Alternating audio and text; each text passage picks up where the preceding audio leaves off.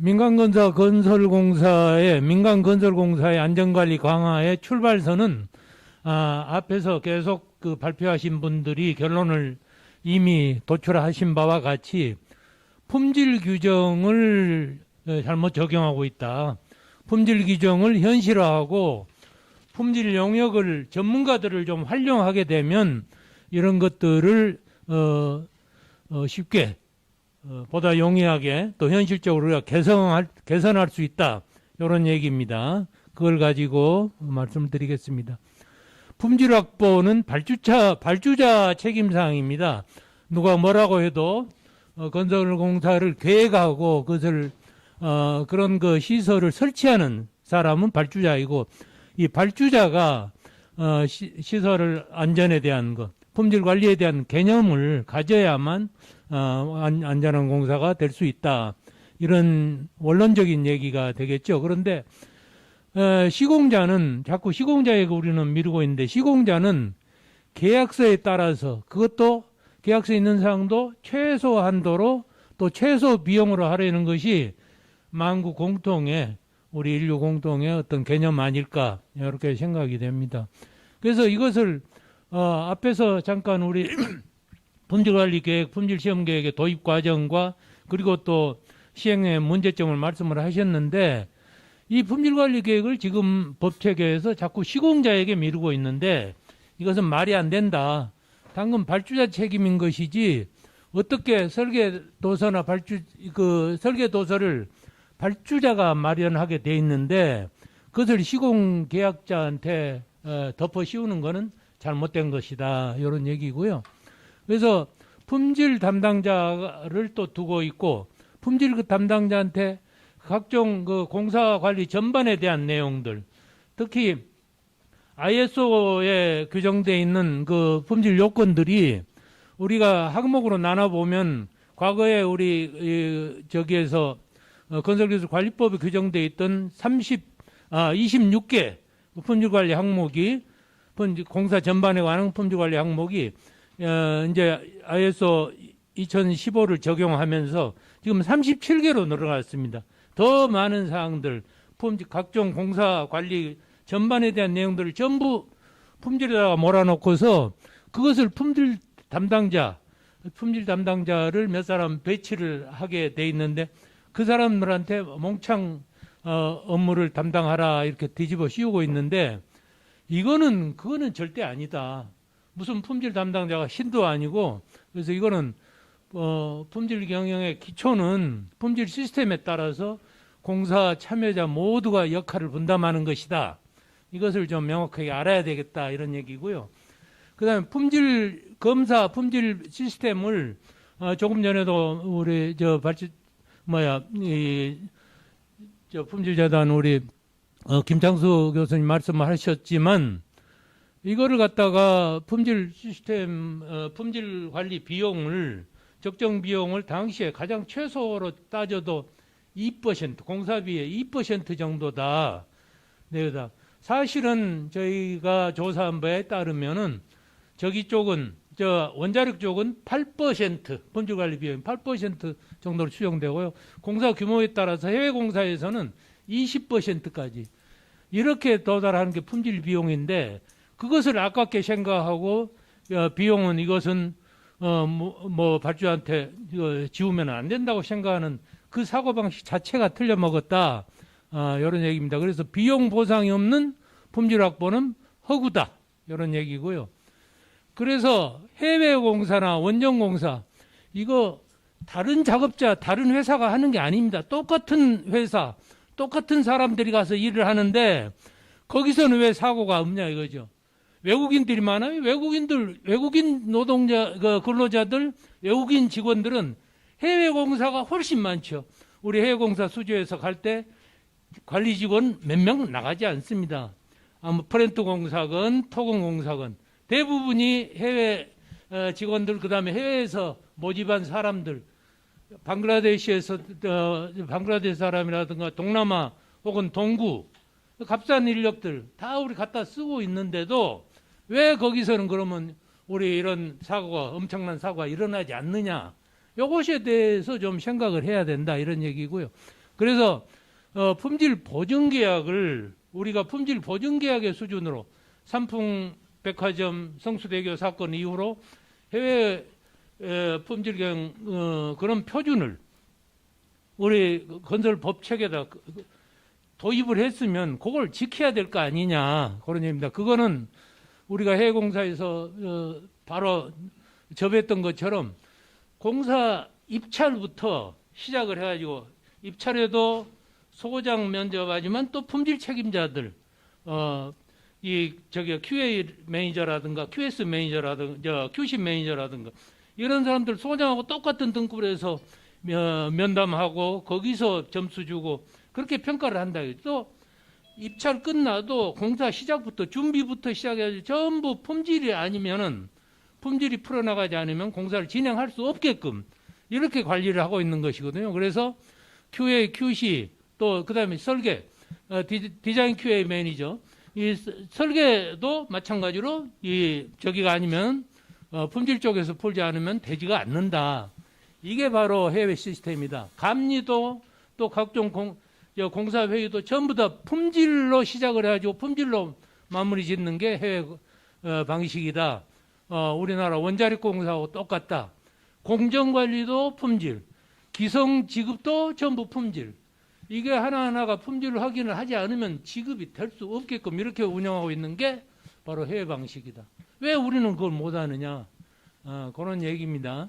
그래서 너무나 현재 품질 정책, 우리나라 건설 정책은 답답하다.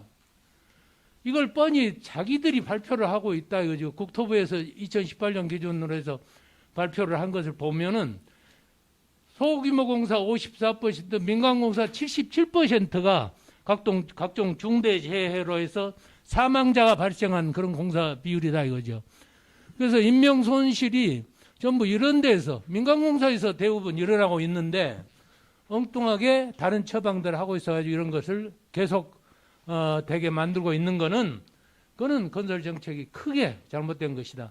인명손실이 없는 그 시설 안전, 품질 사고는 통계 자체를 국토부가 안 하고 있어요.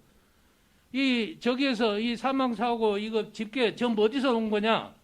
고용노동부에서 집계하는 시스템, 소위 산업안전에 대한 집계 시스템에서 나오는 것이지 국토교통부는 인마들은 딴 소리, 딴 부서에서 하고 있는 것이나 들여다보지 자기들이 할 일은 하지 않고 있는 게 정말 한심스러운 얘기다. 이렇게 이야기를 하는 것입니다. 그리고 이 하인리 법칙이라든가 주란 법칙 이런 것들은 안전적에서 자꾸 나오고 있어요. 전부 품질, 법칙들인데. 그래서 너무 답답해서 이런 얘기를 하는 것입니다. 그래서 건설 정책이 자꾸 근로자 안전관리에만 머무르고 있다.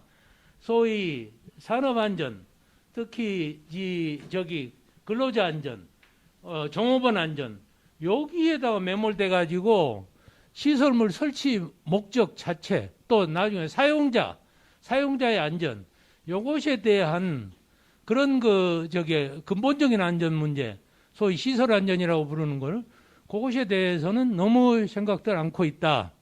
그래서 설치 목적, 사용자 안전, 요것에 대한 그런 관심을 가질 필요가 있다. 이런 얘기입니다. 이렇게 하게 되면 민간공사 사고 예방이 저절로 되는 건데, 그걸 지금 너무 모르고 있다. 그런 얘기고요. 그 다음에 돈을 안 주고 자꾸 일을 시켜 법에다만 규정해 놓는 거, 이게 실천이 가능할 것이냐. 이거는 불가능하다. 그래서 저희가 바라는 건 뭐냐.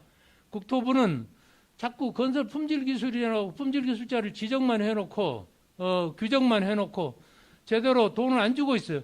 품질 시험비를 뭘로 해서 따지고 주고 있냐 그러면 다른 영역은 전부 건설 엔지니어링으로 해가지고 직접비, 그 다음에 기술료, 재경비 이런 걸 다 합산하고 있어요. 그래서 용역을 발주합니다. 품질 검사 용역만 구태여 뭘 가지고 하고 있냐? 품질 검사 직접비만 시험 몇 회. 그러면은 시험 몇 회 이런 거 가지고 계산해가지고 돈 몇 푼 나오겠습니까? 그러면 시험 검사에 가장 중요한 게 검사나 시험에서 가장 중요한 거는 먼저 계획을 세우는 것이거든요. 예를 들어서 자, 대표성을 확보하기 위해서는, 시험 검사의 결과에 대표성을 확보하기 위해서는 언제, 어느 공정에서 언제, 어떤 시험을 어느 빈도로 할 것이냐, 이런 것들인데, 그런 계획을 세우고, 그 다음에 이 성과가 나오면 그걸 가지고 시험 검사를 했다, 그러면 조사를 했다, 그러면 그 결과를 가지고 그 평가를 해야 돼요. 경향을 분석하고, 그 다음에 특이점을 발견하면 그것의 원인 분석을 해가지고 어떻게 하면 시정 계획을 내고, 이런 것들을 만들어야 되는데, 그런 것들은 전부 어디로 가버리고 없고, 시험 몇 회, 강도 시험 몇 회, 스람프 시험 몇 회, 자, 밀도 시험 몇 회, 뭐 용접 시험, 저기서, 자, NDT 시험 몇 회. 이래가지고 그런 단세포적인 시험 성과 총괄표라는 거를 하나 만들어서 내게 돼 있는 게 품질 관리의 전부라고 생각하고 있다 이거죠. 아무것도 아닌 그런 엉터리 관리를 하고 있으면서 그거를 잘못됐다는 것 자체를 모르고 있다 이거죠. 그러다 보니까 이런 사고는 계속 나올 수밖에 없다. 품질 관리의 가장 발전 계기가 됐던 게 통계적 품질 관리인데, 통계적 품질 관리가 우리 건설공사에서는 시작도 안 돼. 접목이 안 돼 있어요. 누구 책임이냐? 이런 품질 관리의 기본 개념을 모르고 있는 관료들의 책임이다. 저는 그렇게 생각을 합니다. 그래서 품질 시험비는 용역 대가를 100% 바꿔야 됩니다. 지금처럼 단순 기능공들이 할 수 있는 그런 거 시험 검사 실시 횟수, 이런 것들은 우리가 거부해야 됩니다. 그런 걸 자꾸 받아들여서 하다 보니까 우리 품질 검사 기관들도 고생하고 요거도 먹고, 그리고 아무 효과도 없고, 이런 짓들을 하고 있는 것은 우리가 방치해서는 안 되겠다. 당연히 건설 엔지니어링 대가 기준을 다른 용역들, 다른 건설 엔지니어링 용역처럼 품질 관리에도 적용을 하는 것이 마땅하다, 그런 얘기고요. 그 다음에 품질 관리 활동비라는 게 있습니다.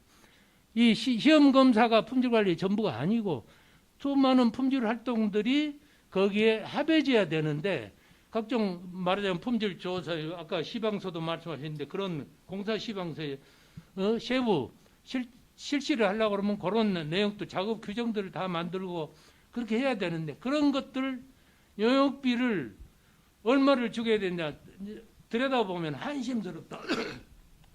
그래서 그런 용역들을, 잘못된 것들을 우리가 시정을 해가지고 전부 품질관리 용역으로 이거를 저기를 개선해 나가야 됐다, 이런 얘기들입니다. 그거는 어디 저기에 건설기술진흥법의 법령 규정에 건설기술진흥법의 제정 목적이, 자, 품질관리와 그다음에 안전관리를 저기에서 수행을 해서 소위 우리 국민들의 저기를 갖다가 국민민복을 이제 향상시키는 걸로 돼 있는데, 시행령에서까지는 그다음 국제 표준까지 적용하도록 소위 저기 ISO 품질경 시스템을 기본으로 하도록 이렇게까지 다 규정을 해놨는데, 이게 시행 규칙에 가면, 시행 규칙은 국토부 장관령이거든요. 시행 규칙에 가면은 거기서도 별표에다가 어디다 넣어가지고 꼼수를 넣어가지고 전부 돈 안 주게 하는 그런 규정만 넣어놨다 이거죠. 이거는 반드시 시정해야 되겠다, 그런 얘기입니다. 그래서 품질 관리가 환경 관리나 안전 보건 관리를 모두 포함하는 그런 개념이다. 이런 내용은 이제 우리들이 모두 알고 있는 사항입니다. 앞에서 각종 기본 내용들을 말씀을 들었으니까요. 여기서 꼭 한 가지 짚고 넘어가야 할 거는 앞에서 떠들었지만, 변칙, 안일, 이거는 우리가 시정을 요구하지 않으면 절대 바꿔지지 않는다, 이런 얘기고요. 그 다음에 대가 없이 법규에다 넣었다고 그래가지고 희생만 강요하는 그런 거는 지금 우리가 보듯이 절대 지켜질 수 없다, 이런 얘기입니다. 그래서 이 품질 관리는 시공 당시에 잘한다고 되는 게 아니라 계획, 설계, 발주 단계에 반드시 반영이 돼야 된다, 이런 얘기가 됩니다. 그리고 우리는 이런 것들에 대처해서 국토부에다 수없이 이야기하고 건의하고 해서 법령 개정 시마다 우리 의견을 제출했지만 이게 반영이 안 돼서 지금 이제 엔지니어링 협회에다가 요청을 해서 우리가 건설 품질 용역 활동 기준과 대가 표준을 10여 년 전에 만든 게 있습니다. 이것도 국토부에 수없이 제출도 하고 또 같이 동참하도록 요구도 했는데 다 잘 안 된 거예요. 그래서 그런 내용을 다시 한번 좀 상기를 하면서 저희가 뭐가 문제냐 정말로 조금 전에 이 품질관리비에 대해서 제가 좀 말씀을 드렸지만 품질 시험에 필요한 비용들은 그렇다 치고 자 품질관리 활동비도 활동할 수 있는 최소한의 비용은 넣어줘야 될 거 아니냐 이런 얘기로 한번 이 표를 만들어 본 겁니다. 그래서 건진법 그 시행규칙 별표 6에 보면 여기 별표 6에 품질관리비 계산 방법이 나와 있습니다. 근데 이 품질관리비 계산 방법에서 품질시험비는 아주 항목별 직접비만 주게 돼 있는 거 바꿔야 된다 이런 얘기를 했는데 여기에 소요되는 인건비 자체를 지금 지급을 못하게끔 이렇게 돼 있어요. 사고는 품질 사고 각종 사고들은 소형공사에서 절반 이상이 일어나고 있고 민간공사에서 4분의 3이 일어나고 있는데 품질 시험비를 그렇게 지급하고 있고 품질관리 활동비는 이거는 돈을 준다고만 다 돼 있는데 계상하는 방법에 보면 전부 못 주게끔 해놨어요. 이게 참 사람 이 죽이는 노릇이에요. 가서 이거 말도 안 됩니다 하고 가서 항의도 하고 우리가 방문해서 그 다음에 공문도 내고 별짓을 다 했는데 이 2014년도에 건설기술관리법을 전면 개정한다면서 건설기술진흥법으로 개정할 때 저희가 건의한 사항들이 수페이지입니다. 특히 모두 다 처벌 위주로 돼 있는 기술자들 처벌 규정 그러고 나서 나중에 사면해주고 또 처벌하고 사면 이거 왜 금이 몇 메터 갔다고 그게 왜 품질 거기 건설 기술인 책임입니까? 이런 식으로 해서 그것들은 대부분 완화를 시켰는데 각자 이 돈 주는 거 이거는 무슨 지 돈도 아닌 저기를 갖다가 얼마나 이걸 아끼고 저기를 하는지 한번 보시면은 이 소형공사 품질관리는 초급 하나 우리 저기예요 배치 기준이. 그런데 여기 시험관리인이라고 그래가지고 자 현장에 배치되는 품질관리 업무를 수행하는 건설기술인은 그 최하위 등급자는 시험관리인이다. 이거는 간접비에 포함되어 있으니까 지급 제외한다. 그러면 태반이 이 초급 민간공사에 특히 초급 대상인데 소위 100억 이상 100억 이하가 소형이거든요. 500억 이하가 중급이고 요 공사들에 대해서는 품질관리인 인건비 지급 자체가 안 되는 거예요. 그 배치 기준은 있고 인건비는 안 주고 어떤 놈이 그 배치를 하겠습니까? 전부 겸직이지. 그 다음에 또 품질 문서 작성비에 품질관리 계획서 작성비, 품질시험 계획서 작성비, 품질관리 절차서 작성비, 부적격 보고서, 품질문서, 품질관리 계획서, 품질관리 문서관리 이거 ISO에서 쫙 다 어떻게 관리하라고 다 나와 있는데 이거를 작성하는 비용을 이 위에서 규정한 주는 건설기술인 그 품질관리인 인건비에 100분의 1을 적용하래. 100분의 1을. 이 도둑놈들이지 이런 규정이 세상에 어디가 있겠어요. 말도 안 되는 것들을 이런 식으로 규정을 해놓고 교육훈련비 ISO 국제품질표준을 하려고 그러면 각자가 역할을 다 해야 되기 때문에 교육훈련이 가장 중요한 요소입니다. 그 교육훈련비를 갖다가 또 이것도 100분의 1 품질관리자 인건비의 100분의 1 품질검사비는 또 품질시험비의 100분의 1 하지 말라는 겁니다. 이게 한마디로 해서 칼 들고 전부 못하게 막고 있는 이런 규정들을 가지고 그 밖에 품질비용 좋은 말은 앞에다가 다 써놓고 뒤에서는 실질적으로는 돈 지급은 하나도 못하게 하고 있어요. 이게 우리나라 건설 정책입니다, 여러분. 이런 사람들을 가만 놔둬서 정말 되겠느냐 이거죠. 그래서 저희는 여기 너무 열통이 터지는 거지만 이 품질검사 대행제도 요 국토부가 전부 못하게 맡고 있고, 품질검사 대행 건설기술 영역제도 이것도 못하게, 기술자 일 못하게 만들어 놓고 있고, 그래서 이것도 전부 건설 엔지니어 대가 기준 적용해야 되고, 그 다음에 적절성 확인. 적절성 확인을 전부 다 누구한테 밀어놨냐? 인허가 기관 하라고 해놨어요. 민간공사는 전부 인허가 기관한테 밀어놨어요. 인허가 기관이 무슨 예산, 인력이 어디가 있습니까? 이거 전부 다 우리 품질검사 건설기술 영역 업체들이 해야 되는데, 말하자면 우리가 일을 해야 되는데, 우리가 어디서 뭐 땅 파먹고 흙 먹고 삽니까? 이런 것들을 기술료 재경비를 적용할 수 있도록 이렇게 활성화될 것인데, 그런 것들을 다 못하게 하고 있다. 이게 국토부 정책이다. 그래서 저희는 이 사람들에 대해서 정말 옆에 있고 좀 조금만 하면 지워받기라도 하겠지만, 그게 그런다고 해결될 일이 아니니까 품질 시험비 계상을 정상화해라. 그래서 건설 엔지니어링 대가 기준을 잘 만들어져 있으니까 그대로 적용하라는 것이고, 그다음에 품질관리 활동비도 이것도 용역으로 취급할 수 있도록 해달라. 줄이고 시설 안전을 도모해라. 이런 얘기입니다. 그래서 우리가 만들었던, 그래서 지금 현재 엔지니어링 협회장이 이혜경 회장이에요. 이분이 2011년도, 2010년도, 2011년도에 이 엔지니어링 협회 건설 협의회 회장을 할 때 이 사정을 듣고 건설 품질 활동 기준을 제정할 수 있도록 6천만 원씩 2번에 걸쳐서 우리를 지원을 했습니다. 그래서 우리 건설 품질 기술사회가 그걸 그 용역으로 수행해서 만들었던 것이 엔지니어링 표준품 시험인데, 이거를 제정 당시 제정 준비할 때, 그다음에 제정 후 계속해서 국토부에 인정할 것을 요구했는데 아직도 안 되고 있는 것, 이런 건 참 통탄할 일이다.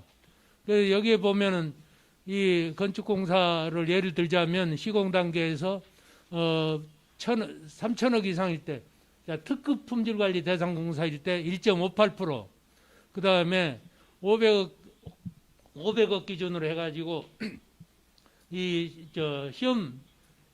시험관리, 품질 시험계획 작성 대상 공사일 경우에 한 4%. 이런 정도가 우리가 제시한 최소의 적정 비용인데, 이거를 한 푼도 안 주고 지금 하고 있는 겁니다. 그래서 우리는 너무나 잘 아시지만은 품질은 설계에서부터 또 자재에서, 적정한 자재에서, 시공에서, 그리고 적정한 시스템으로 이렇게 해서 확보가 되는 것이다. 이런 얘기고요. 오늘 우리가 여러분이 이제 많은 분들이 참여를 해주셨으니까 동의들을 하시고 건의를 하신다면 저희는 이번에는 결의문을 만들어 가지고 국토부뿐만 아니라 관련 부처, 더 나아가서는 어디 정책총괄부처인 그런 데에다가라도 건의를 해서 이번에야말로 우리나라 품질관리제도가 정상적인 궤도에 오를 수 있도록 이렇게 최선을 다해야 되지 않겠느냐. 이게 우리의 도리가 아니겠느냐, 이렇게 생각을 합니다. 너무 큰 목소리로 떠들어가지고 죄송합니다. 네, 이상으로 오늘의 발제를 마치고요. 잠시 티브레이크 5분만 잠깐 쉰 다음에, 그 다음에 이 좌석 재배치해가지고 긴급 자담회 계속토록 하겠습니다. 자담회는 우리 한청구 명예회장님께서 담당하시겠습니다. 감사합니다. 정도에 걸쳐서 하고, 그 다음에 바로 저기로 신양 교례로 공사를 계속 이 자리에서 그대로 진행하겠습니다. 그래서 오늘 참석하신 우리 패널하고, 그 다음에 또 우리 참석자 전체 소개하도록 하겠습니다. 자장을 맡으신 분이 우리 명예회장님, 한청구 촉자분이십니다. 박수 많이 해주세요. 한천국입니다. 다음에 우리 조상근 회장님, 현 회장님 한번 드렸습니다. 그다음에 생상 오른쪽부터 김창수 교수님, 김창수 이제 받으셨습니다. 서명기 교수님, 고맙습니다. 안성진 상무님, 함께 받으셨습니다. 그다음에 송문 우리 기술원 또 수학연구원 참석하 있습니다. 장덕배 교수님 참석하 있습니다. 우리 이상한 제가 참석했습니다. 자, 오늘 부사장님께서 진행 방법하고 요령 말씀드리겠습니다. 이렇게 만나 뵙게 돼서 반갑습니다. 2022년 신년도를 맞이해서 신년 교례 및 그 금년 들어서 우리의 그 중요한 화두로 발생한 광주 하정 아파트 붕괴의 사고로 말미암아 우리 품질 인식이 새롭게 이렇게 부각되고 있는 현실을 맞아 가지고 우리 먼저 김영환 원장님께서 발제를 먼저 해주셨고 거기에 따라 토론을 진행하는 이런 순서로 하겠습니다. 그래서 지금 여기 우리가 정해진 시간이 30분 정도가 되는 것 같은데 지금 토론을 해주실 분이 7분이 됩니다. 그러니까 한 분당 5분으로 해도 35분이 되니까 대략 한 2, 3분 정도로 짧게 좀 말씀을 좀 해주셔야 시간 내에 좀 정리가 되지 않을까 이런 생각을 갖습니다. 자, 그러면 뭐 어떤 순서로 해야 하는지 모르겠지만 역시 오른쪽부터 김창수 박사님부터 해가지고 좀 말씀을 좀 해나가도록 이렇게 하겠습니다. 예, 부탁드리겠습니다.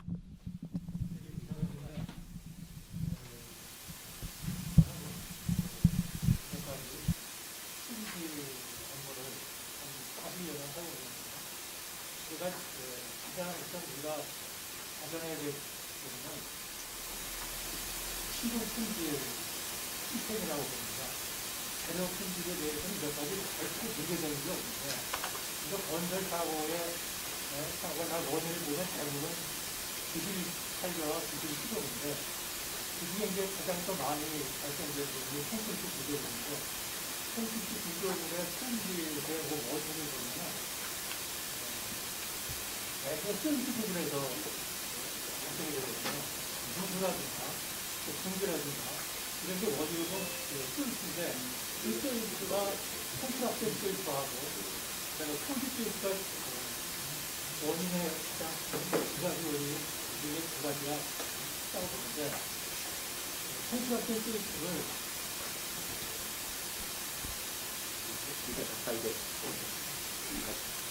콘트락션 센스는 그냥 아파트인 경우에는 레이턴스를 제거해야 되는데 레이턴스를 제거하지 않고 그냥 이어치기를 하는 게 문제고 그다음에 폴드 조인트가 시공 불량이라는 개념이 없이 아까도 말씀을 드렸습니다만 전에 그 폴드 조인트 용어 저희가 시공 불량이 같아 시공 불량이라는 용어가 없어지면서 폴드 조인트를 중요해요. 시공 이용자가 착각해가지고 서울시장에서 폴드조인트를 그냥 무시해버린다는 거예요. 그래서 폴드조인트가 가장 많이 발생되는 부분은 지하 피트입니다. 외부는 전부 다 콘크리트 자체적을 제거하면서 바로 설치를 해버리니까 폴드조인트가 별로 눈에 안 보여요. 하지만 지하 피트에 가면은 상당한 폴드가 있습니다. 그리고 또 지하 주차장에 누수 안 되는 부분이 없는데 그 벽체에 보면은 특히 이 외벽, 지하 주차장의 외벽을 보면 그냥 콘크리트 아니고 플라스틱으로 이렇게 멋있게 컬러풀하게 만들었는데 그 플라스틱으로 한 지하 주차장 보면은 콘크리트 위에서 누수가 되는 것을 그거를 막기 위해서 그런 걸 컨트롤하기 위해서 약간 PVC에다가 자꾸를 카바를 해버려요. 그 밑에는 트렌치를 통해서 누수를 유도시켜서 그런 것을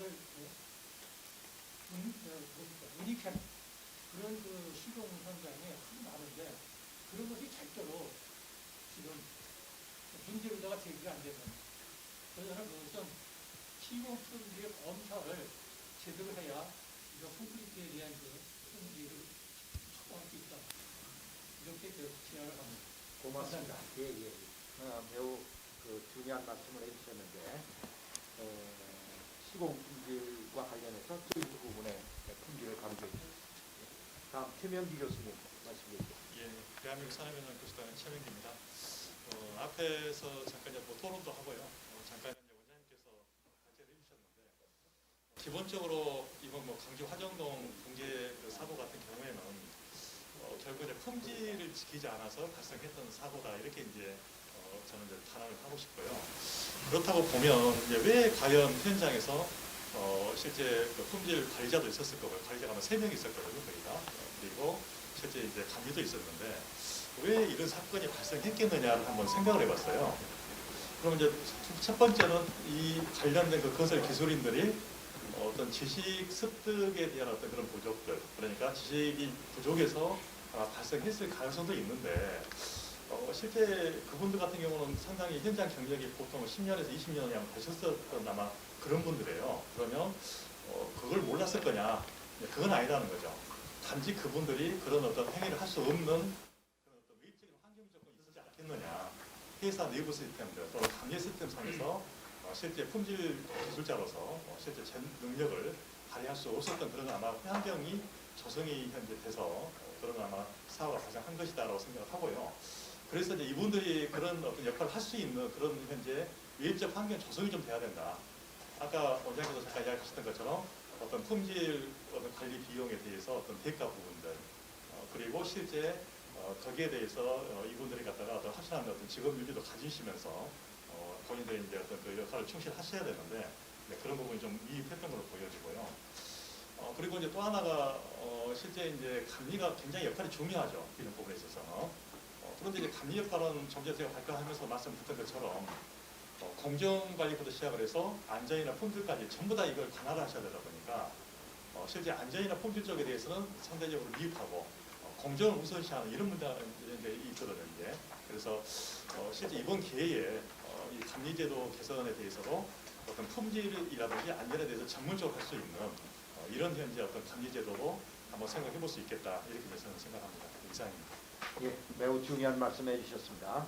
역시 아까도 말씀드린 대로 광주 화정 아파트 붕괴하고 또 김용환 그 원장님 말씀하신 국가적인 품질 제도의 여러 가지 개선 방안 이런 것들을 말씀주셨는데 그런 것과 붕괴를 함께 아울러가며 좀 토의를 계속해 나가는 이런 방법을 좀 찾아봤으면 좋겠습니다.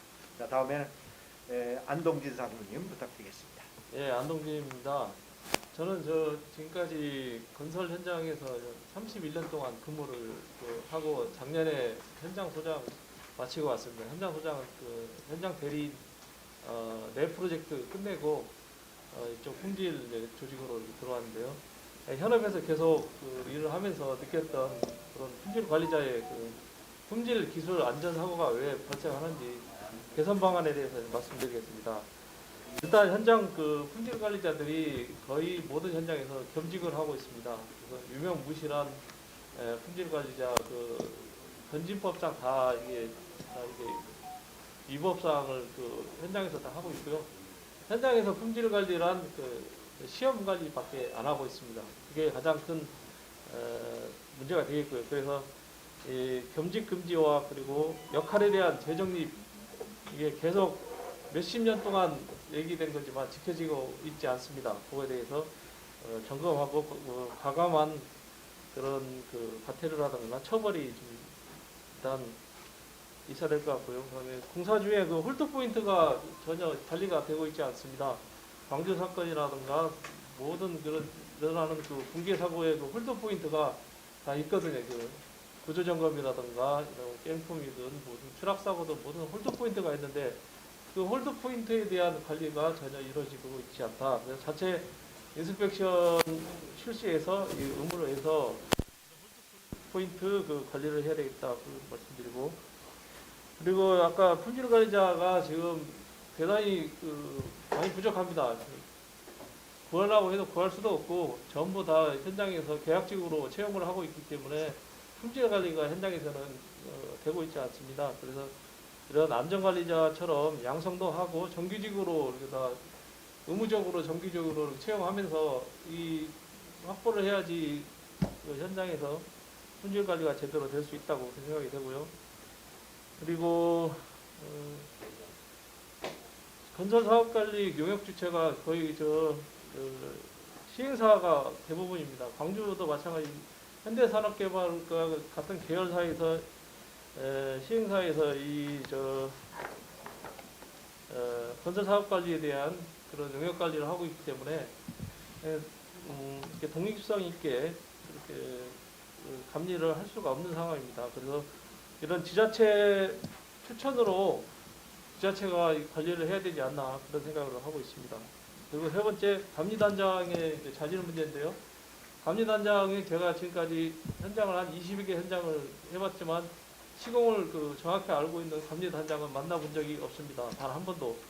대부분 다 설계를 하시던 분이라든가 그런 다른 일을 공무원 쪽이나 이런 쪽 하시다가 오셨기 때문에 시공에 대한 정확한 프로세스라든가 이런 지식이 없습니다. 그래서 광주와 같은 그런 사고가 발생하지 않았나 생각하고, 그래서 감리단장은 시공 경력이 있어야 되고 아니면 품질 기술사라든가 시공 기술사가 있는 분이 일정 규모 이상은 감리단장을 하는 것을 의무화해야 되겠다 그렇게 생각이 들어갑니다. 그리고 마지막으로 품질 기술에 대한 점검이 외부 점검이 없습니다.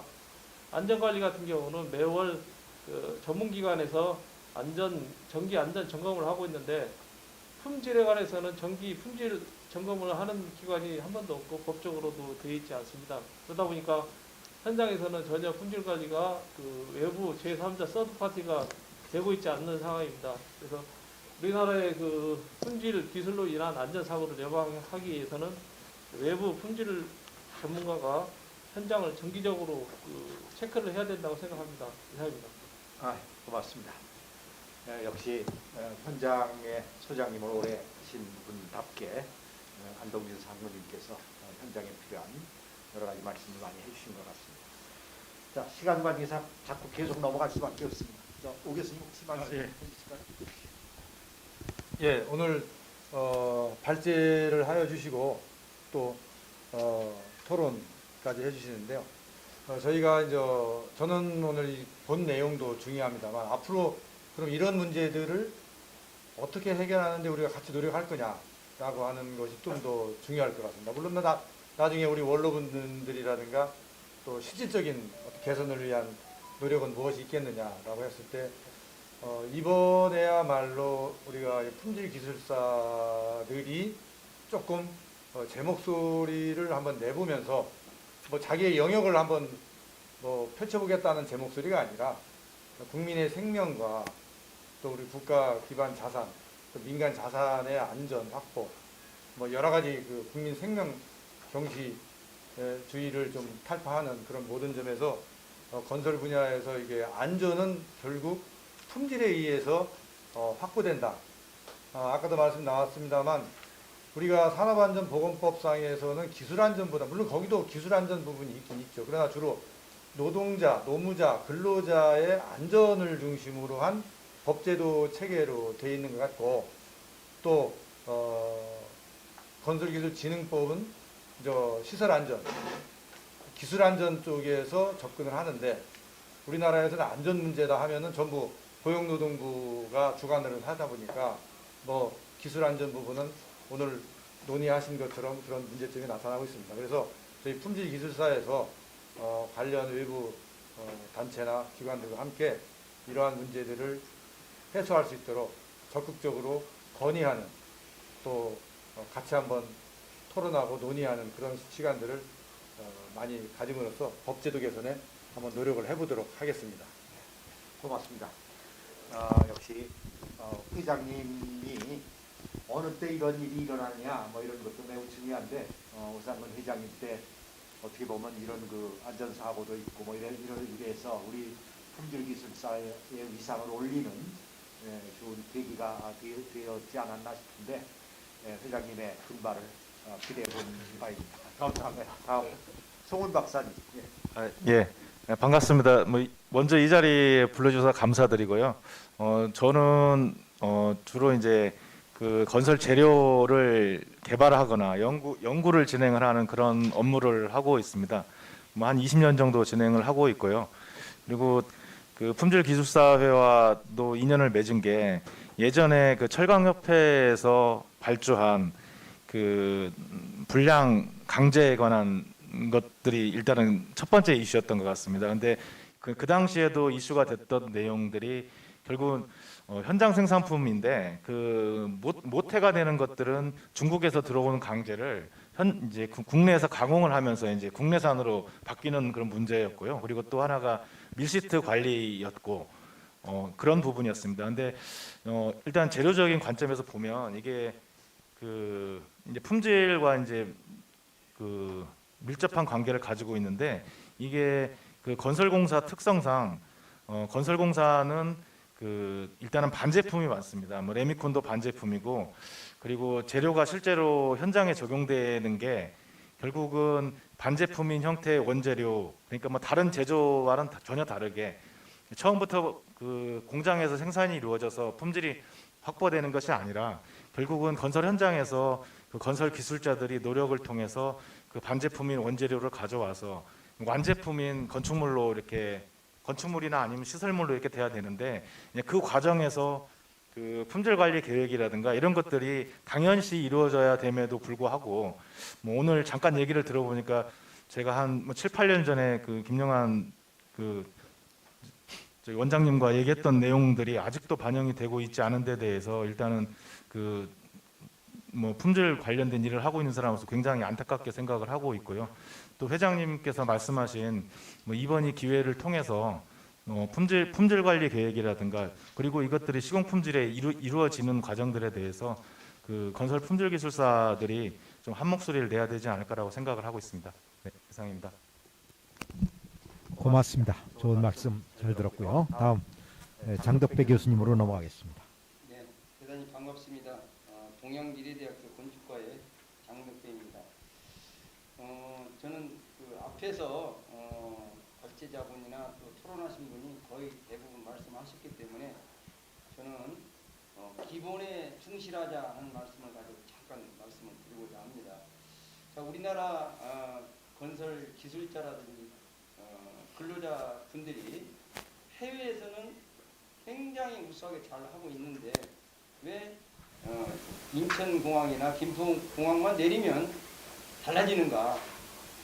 참 이게 어떤 기본에 충실하지 않는 것 때문에 그런 것 같습니다. 제가 한 가지만 좀 말씀을 드리면 앞에서 말씀하신 우리 김창수 교수님 내용 중에 하나를 다시 한번 부연 설명하고자 합니다. 콘크리트 시공 이음부의 품질 관리입니다. 즉 해외에서는 그 시공 이음부의 레이턴트라든지 또는 오염물질이라든지 뭐 톱밥이라든지 이런 것에 대해서 완벽하게 청소가 이루어집니다. 즉 워터제트 펌프라고 해서 엄청난 그 고압에 물을 뿌려서 골재가 다 나올 정도의 깨끗하게 예를 들면 뭐 지수판이라든지 그 콘크리트 면을 깨끗하게 청소한 후에 후속 공정이 이루어집니다. 그런 반면에 우리나라에서는 굉장히 오래되었습니다만 그 부분이 전혀 이루어지지 않고 있죠. 한 예로 삼풍백화점 붕괴사고 현장에 감사원에서 건축 구조기술자가 가서 감사한 결과 붕괴되고 끊어진 곳에는 전부 다 톱밥, 레이턴스, 비닐 그렇게 들어간 곳이 다 부러졌다. 이거 우리가 간과할 일이 아니겠습니까? 앞으로 기본에 충실해야 되겠습니다. 우리 건설 현장 모두가 콘크리트는 일체성 확보가 가장 중요하겠죠. 위에서 내려오는 하중이 압축 하중일 때는 문제가 없겠습니다만 지진 하중이라든지 외력이 발생해서 수평 하중이 발생했을 때는 그 콘크리트 시공 이음부에 큰 문제로 작용이 되겠습니다.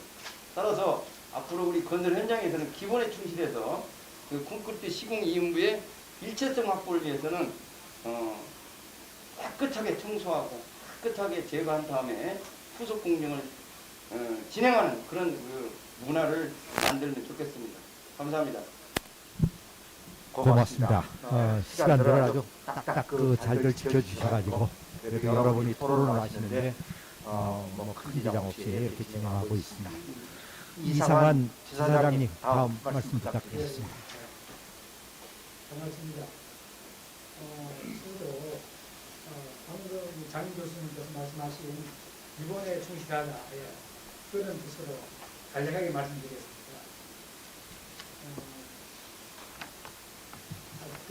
그리고 오늘 이 세미나 내용은 앞서 해설님 말씀하신 개선 사항들이 잘 반영되고 진행되기를 기원합니다.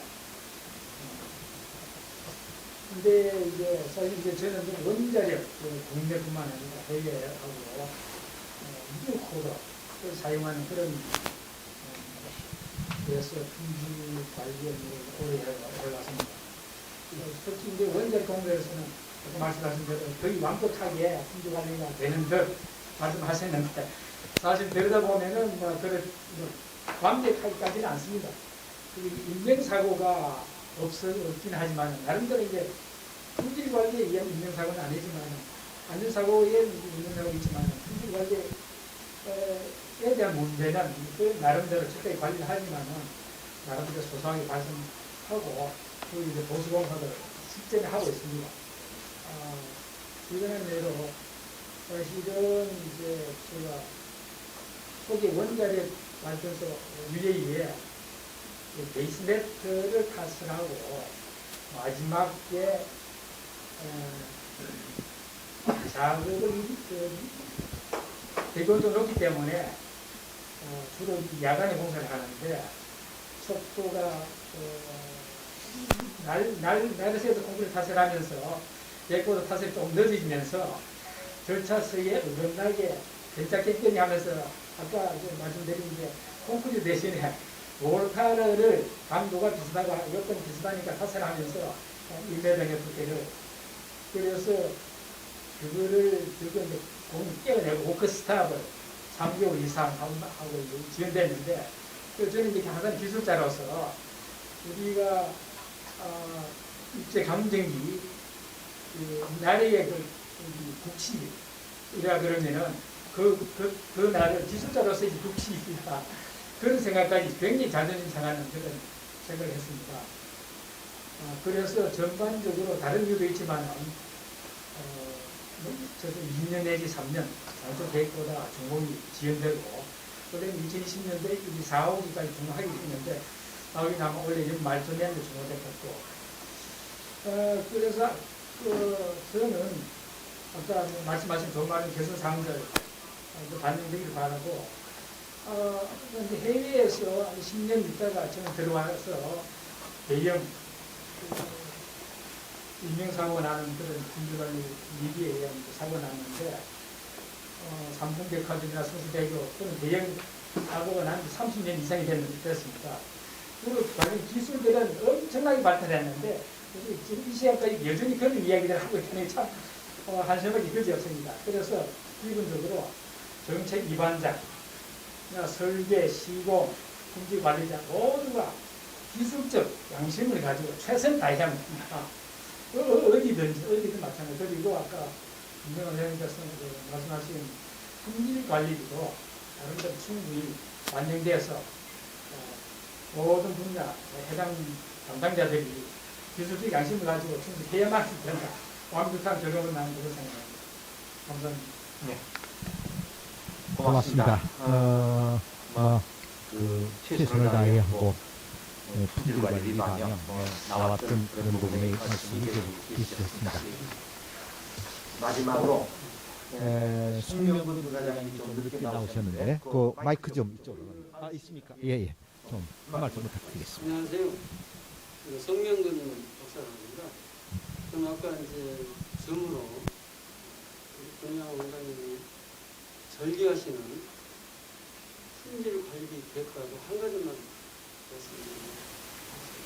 정말 오상근 회장님 저를 요즘을 했어요. 국토교통부 건설안전과 서정건 과장님, 그러니까 오로지 6개월뿐이 아니었어요. 모르니 작년에 제가 만났는데 12월 14일에 진짜 3개월 됐다고. 근데 지금 뭐냐면 아까 이성원 지사장님 말씀 잘하셨지만 우리가 지금 법률적 제도 품질 관리 영역 대가를 2011년에 만들었습니다. 근데 반영이 안 됐어요. 지금 우리가 지금 그걸 해야 됩니다. 지금 아까 해나 원장님 그랬잖아요. 노동부에서 하는 사람 안전만 하고 있다. 모든 게 다 아무 부처에서 하는 걸 왜 건설을 하느냐.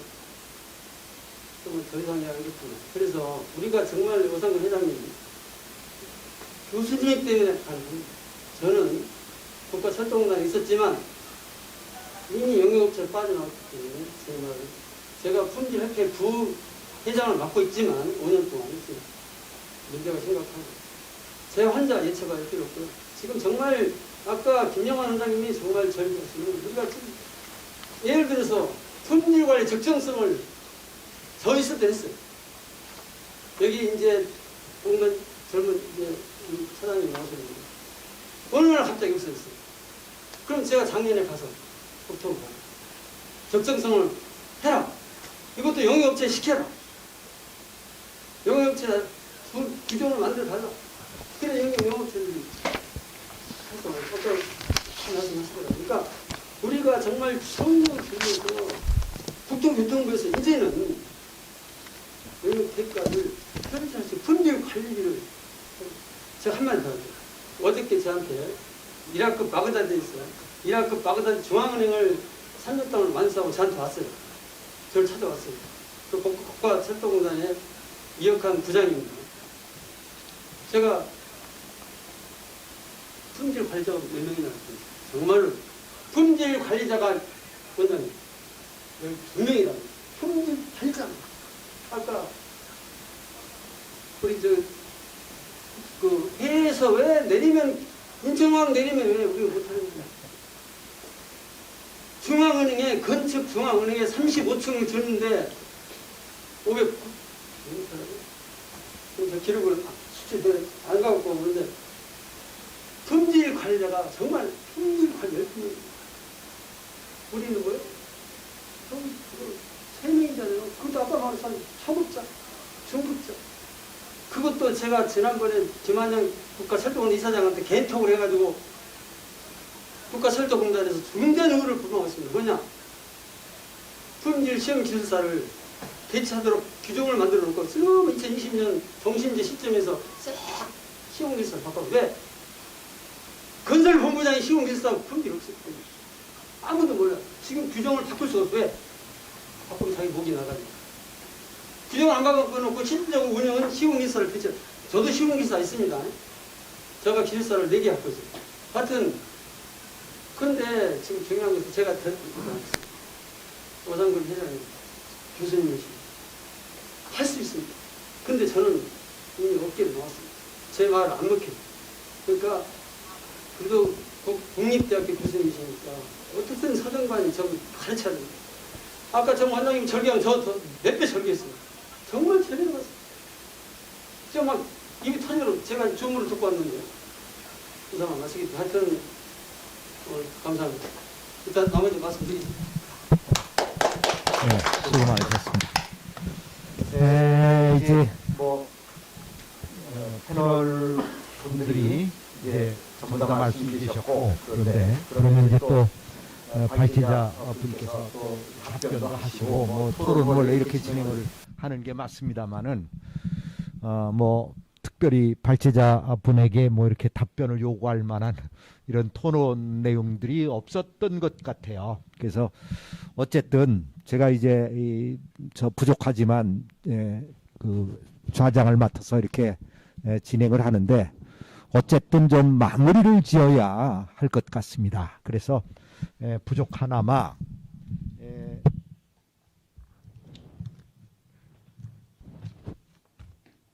이게 몇 장이 안 되는데 하여튼 있는 대로 이쪽으로 돌려보시고 좀 한 번씩 보시죠. 이제 어떻게 보면은 지금 현재 여러분 아시는 것처럼 그 광주의 아파트 붕괴라고 하는 큰 사건이 발생했습니다. 그래서 어떻게 보면 우리가 그 움직일 수 있는 뭐 이제까지도 뭐 수없이 얘기를 해도 이게 뭐 관심도 없고 먹히질 않아요. 그러나 요행이 큰 사고가 발생했을 때에 제도 개선을 하고 뭐 국회의원들이 뭐 하고 하는 과정 중에 움직일 타이밍이 왔다 이거죠. 그러면 여기 언론사도 계실 텐데 언론사에 계신가요 지금? 가셨나요? 가셨어요? 안타까운데 좌우지간 그 언론사나 이런 부분을 좀 동원하고 해서 우리가 이런 문제를 풀어가야겠는데 어디서부터 푸느냐라는 문제인 것 같아요. 그래서 아까 우리 김영환 원장님이 하신 말씀 모두 다 옳습니다. 하나 틀린 바가 없고 아주 기가 막히게 다 옳은데 그런 말씀으로 국가라든지 언론에 얘기해가지고는 지금 시대적으로는 대번 와닿지를 않으니까 또 더군다나 언론도 그렇고 공무원도 그렇고 다른 분들이 그런 내용들을 저도 역시 마찬가지입니다. 교수다 보니까 그런 내용을 잘 모릅니다.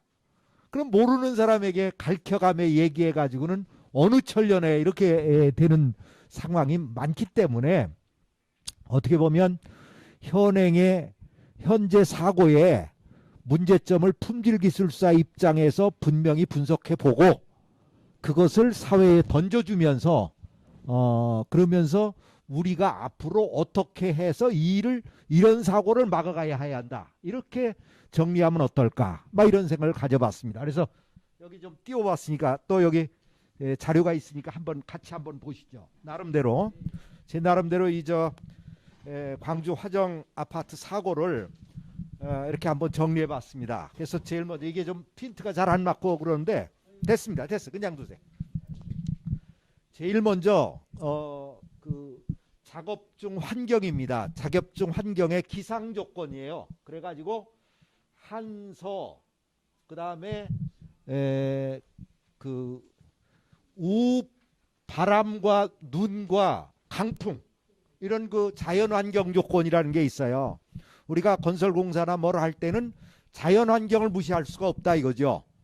그래서 뭐 잘 알다시피 추울 때 더울 때 비가 오거나 눈이 오거나 또는 강한 바람이 불거나 이게 작업을 할 수 없는 환경이면 공사 중지를 해야 하는 것이죠. 기본이. 근데 그렇지 않고 작업을 하려면 거기에 맞는 대책이 마련되면서 공사가 진행이 되는 겁니다. 이건 뭐 기본이죠 우리가.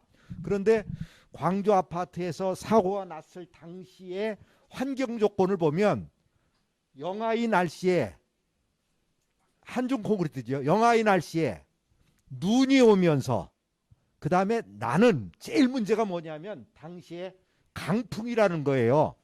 당시에 바람이 그 통계 자료 기상청 자료에 보면 시속 40 내지 60km 정도의 바람이 부는데 그 초속으로 얘기하면 10 내지 20m 이상 아주 강풍이 불었어요. 그래서 여러분들이 혹시 기억하는지 모르지만 구미에 그 거푸집 아파트에 거푸집을 대놓은 게 바람에 날아가 가지고 안전사고를 면했지만 바람에 거푸집이 날아간 게 보도된 바가 있어요.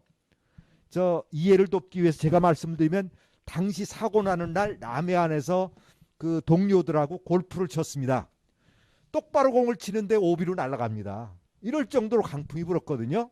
그리고 그것도 37층 8층이면요 바람의 속도라는 건 이루 말할 수 없이 큽니다. 근데 어떻게 보면 이 바람 때문에 타워 크레인은 중지했어요.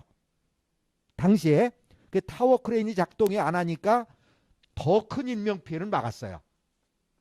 그렇지만 콘크리트 공사만큼은 타워 크레인을 쓰지 않고 펌프로 올려버리니까 그냥 공사를 강행한 거예요. 근데 제 생각은 그렇습니다. 일반적으로 공사를 진행하고 또 기본 상식을 가지면 뭐 데크 플레이트의 문제라든가 일반 거푸집의 동발이 문제가 그게 문제가 생기는 확률은 거의 없어요. 일반적인 확률로. 근데 소위 최초의 그 방아쇠 트리거가 돼서 사고가 난 걸 보면 동영상으로 뚝 하며 항복이 일어나면서 주저앉은 게 연속 붕괴로 갔거든요. 결국 그거는 바람이나 이런 것이 서포트나 또는 이 거푸집 상태를 상당히 불안정하게 놓고 확인을 안 한 상태에서 부어넣은 이런 것들이 하나의 외적 요인으로 외부 환경에 크게 작용하지 않는, 그런데 이거는 어디도 증명되지 않아요. 증명할 수가 없습니다. 동바리가 뭐 바닥에 고정한 게 빠져가지고 위치가 변경이 됐다 그러면 그걸 어떻게 증명하겠습니까? 증명할 길이 없습니다. 그래서 어떻게 보면 제 개인 소견은 어떻게 보면 이게 건설 공사를 하는 사람이 옛날에부터 쭉 해왔기 때문에 이게 문제가 생길 확률은 적다 이거죠. 근데 바람이 불으면 밑을 확인해 가지고 동발이나 이거를 확인하고 거푸집 시스템을 확인하고 공사에 들어갔어야 하는데 전날 거푸집 설치해놓고 오늘 타설 하는 데는 확인 안 하고 쳐버리면 이런 문제가 큰 원인 중에 하나로 좀 작용하지 않았을까 이런 생각이 들어서 이것이 이제 최초의 방아쇠 정도 되는 거푸집 콘크리트 타설 붕괴인데 이게 이제 설계 결함, 거푸집 시스템의 설계 결함일 수 있고 또 시공 결함으로 자재일 수도 있고 노무자일 수도 있고 또 기타 강풍 같은 것들에 영향을 미칠 수 있는 이 최초 방아쇠 같은 것이 그다음 최대 피해로 이어진 것은 연속 붕괴입니다. 최초 타설층의 콘크리트가 소로록 무너졌다면 그렇지 않았겠죠. 그러나 일시에 한꺼번에 완전히 무너져 내리니까 원래 슬라브 하중에는 자체 하중하고 데드로드와 라이브로드만 보게 돼 있지 위에 건물이 붕괴되는 하중을 보게는 안 돼 있으며 더군다나 충격 하중이 내려오게 되면 더군다나 밑에 슬라브는 견딜 수 없고 또 한중 시공의 강도도 안 나 있는 상태에서 위에 하중이 내려 떨어지는 거에 대해서는 더군다나 견딜 수 없었을 것이다. 이제 이런 것인데 이제 연속 붕괴를 일으키는 것도 설계적인 측면에서 이게 지금 깨져가지고 잘 안 보이는데요. 설계적인 측면에서도 무리한 디자인 관계 그래서 세대 간 그 간막이 벽 같은 경우도 내력벽 옹벽으로 돼야 하는 것이 그렇지 않다는 거라든지 넓은 거실 그러니까 넓은 거실이 디자인상으로 시원하고 잘 보이고 뭐 이런 거는 좋겠지만 연속 붕괴에는 오히려 그것이 독이 될 수 있는 이런 부분도 있는 것입니다. 그 다음에 미흡한 구조 시스템, 무량판 구조나 이런 것들은 미흡하다 이거지. 뭐 불량하다, 불합격이다 이런 건 아니지만 연속 붕괴에는 미흡한 시스템이기 때문에 이런 시스템 부분도 좀 생각할 필요가 있고 또 시공과 관련해서는 데크 플레이트나 동발이 문제라든가 또는 콘크리트 강도 관리, 광도 문제라든가 기타 품질 관리에 관한 뭐 이런 것들의 결함 요인이 있을 수 있고 기타로 전조 증상이 분명히 보이면서 중국인 노동자가 찍다가 본인도 무서워 대피했어요. 그러면 빨리 이와 같은 전조 증상의 위험 상황을 현장 소장이나 본부 쪽에 연락이 되면 작업하는 사람을 빨리 대피시킬 수 있는 이런 조치만 취했어도 인명사고를 줄일 수 있었는데 전조 증상에 대한 대처가 외국인이다 보니까 전체적인 통제가 되지 못한 이런 부분도 있지 않나 싶고 뭐 기타적으로 공사 관리와 관계해서 공기 문제, 공비 문제, 품질 문제 뭐 등등 여러 가지가 연관이 돼 가지고 이런 문제가 되게 되는데 결국은 그 재발 방지를 위한 아유 잘 보이네 좋습니다. 재발 방지를 위한 대책으로 초고층 한중 시공 대책 같은 것은 한중 콘크리트는 지중해에서 하는 것만 지금 시방서에 나와 있지 초고층 한중 콘크리트 대책은 없어요. 우리나라 시방서 전 세계적으로 이건 없습니다. 그래서 이런 것도 새로운 규정을 정해서 연구하지 않으면 안 되겠고 또 설계라든가 구조 시스템 뭐 이런 것들도 재검토가 필요하며 기타 건설 선진화 방안 이런 것들이 필요한데 여기에 이제 아까 말씀드린 것 같이 건설 단계에서 품질 안전을 확인하는 그 시스템, 품질 확보 계획서 이런 것들을 마련해 가지고 이 품질 확보 계획서를 품질 기술사가 반드시 사인을 해야, 구조 기술사가 구조 검토에 사인해야 허가받고 하는 것처럼 품질 기술사가 품질 확보가 되었는지를 확인하고 공사가 진행될 수 있게 하는 이런 것들을 법규 규정이나 어디에 넣어주어서 품질을 확인하게끔 하는 것. 그 다음에 이제 품질 기술사의 의무 배치라든가 또는 이 품질 기술사의 그 기술 강화, 이런 그 품질과 기술사가 할 수 있는 역할을 이번 기회에 넣어주지 않으면 안 되겠다라는 거고, 또 아까 김창수 교수님이라든지 김영환 원장님 얘기하는 품질 규정과 관련한 여러 가지 불미한 많은 여러 가지 것들을 지적해 주셨는데, 이참에 이런 것들을 전부 다 재정비해야겠다, 이런 식으로 이번 사고와 관련된 것을 이렇게 정리해서 언론이나 또는 우리 품질기술사의 입장으로 우리나라는 이 사고를 그 계기로 해서 이렇게 바꿔지고 이렇게 해나가야겠다라고 하는 쪽으로 정리해서 이거를 좀 참고해 줬으면 어떨까, 저는 이런 생각을 좀 가졌습니다.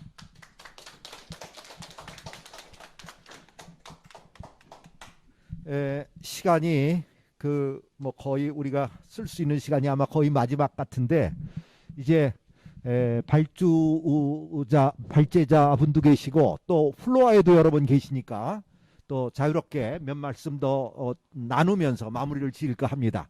플로어에 계신 분들 중에서 몇 분 좀 말씀 좀 해봐 주시죠. 뭐 어느 분이든 상관없습니다. 예, 먼저 이쪽 마이크를 이용하시죠. 앞으로 오셔서. 앞으로, 예, 그래요. 마이크를 좀 갖다 주시죠.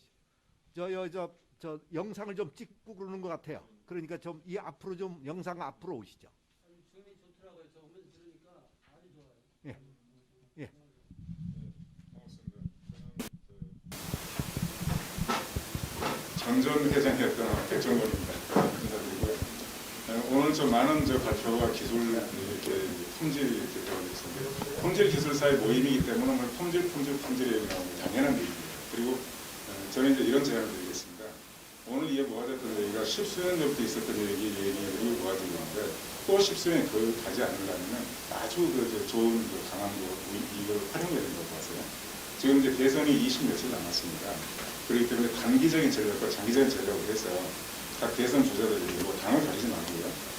우리의 광주의 사고가 마침 아주 아픈 사고가 있었던 이런 거에 대한 걸 극복하기 위해서 품질 기술인들이 우리나라의 후배들이 더 영향을 줄 수 있고, 또 우리나라의 안전이 확보되고 있듯이 과거에 안전 제휴율이 엄청 떨어졌잖아요, 관리에서.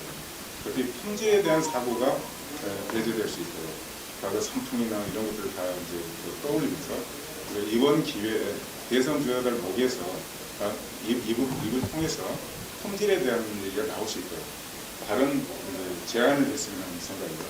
이게 시기적으로 적절한 것 같아요. 다음 주라도 이걸 오늘 해가지고 이 두꺼운 책자는 보지 않을 겁니다. 그들은 한 줄의 어떤 키워드를 원합니다. 품질이 들어가는 건설 관리가 들어가는 건설 재난에 대한 그런 뭔가의 키워드를 하나 만들어서 그걸 한 줄의 키워드를 주면서 그 내용을 주는 거죠. 그럼 이제 그들이 이제 나중에 어느 누가 대통령이 되든 정책이 반영되겠고요. 그리고 나중에 계속적으로 우리가 보완해가지고 법을 바꿀 수 있는 그런 걸 이번에 장기적으로 제안을 드리고요. 장기적으로 지금까지 해왔던 건 다 있습니다. 여기 다 좋은 말만 하셨습니다. 그 책자를 빨리 만들어서 이제 갔으면 하는 걸 제안을 드립니다. 아유, 역시 백종원 전 회장님이 품질 기술사를 생각하는 마음이 대단하십니다. 그리고 대선 주자에까지 우리의 이 목소리를 전달해 줘야 한다는 아주 좋은 말씀 잘 들었습니다. 아마도 회장단에서 과제를 좀 많으신 것 같은데, 국토부에도 해야 할 일이 있고 대선 주자분들에게도 할 일이 있고 시기적으로 맞고 많은데 이 일은 좀 할 일이 많아졌습니다. 아니 뭐 예. 가장 교수님 말씀하셔서 하지만 가끔 이런 생각 드는데 우리가 품질기술사회를 왜 만들었을까? 그렇죠. 그걸 생각하면 아마 좀 뭐 자유토론 개념에서 하면 저는 그 생각을 좀 많이 해왔습니다. 원래 학교에 있기 때문에 현업은 조금 모른다라고 볼 수도 있겠지만 좀 이렇게 움직이는 몸으로 품질기술사회를 왜 만들었을까? 또 시공기술사회는 왜 만들었을까? 안전기술사회는 왜 만들었을까라고 봤을 때 뭐 여러 가지 있지 않습니까? 기술사들이. 그러면은 자기 밥그릇 자기 먹이 좀 해보려고 만들었을까? 그건 아니잖아요. 뭔가 그 조직을 만들어서 국가 발전도 시키고 국민 생명 안전도 지키면서 자신도 뭔가 발전하고 이익을 같이 공유하자는 개념으로 만들어진 건데 이제 그런 차원에서 사실 모든 단체들이 조금 움직여야 되지 않겠냐는 생각이 듭니다. 맞습니다. 예, 덧붙여서 그 아까 우리 김창수 교수님께서 품질 ISO 관련한 뭐 우리나라의 최초 도입 들어오는 배경 뭐 이런 말씀 아주 귀중하게 들었는데요. 말씀하신 것처럼 품질 시험 기술사예요.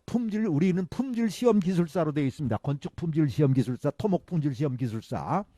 90년대 초에 우리 기술사가 만들어졌어요. 근데 그때 만들어진 배경은 늘 그냥 안전사고가 엄청나게 나니까 이 안전사고를 재발을 막기 위해서 국가의 제도로 이런저런 대책을 마련하는 것 중에 하나로 품질시험 기술사. 그때도 이게 이제 안타까운 것이 그때만 해도 지식 수준이 떨어지니까 건설 품질 기술사라고 해야 할 것을 품질 시험 기술사라고 했단 말이죠. 그러니까 시험 검사만 잘하면 안전사고가 없는 거로 착각했다는 거예요, 그게.